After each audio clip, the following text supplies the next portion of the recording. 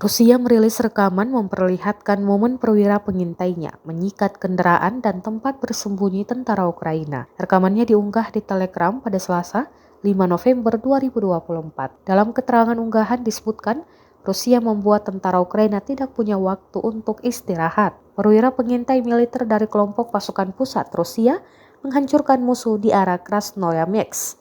Pasukan Rusia menggunakan drone peledak, granat, artileri, senapan dan beberapa senjata lainnya dalam menyerang. Pengintai mengidentifikasi dan menghancurkan posisi musuhnya sepanjang waktu, melakukan penyergapan dan aktivitas pengintaian dan pencarian jelas militer Rusia.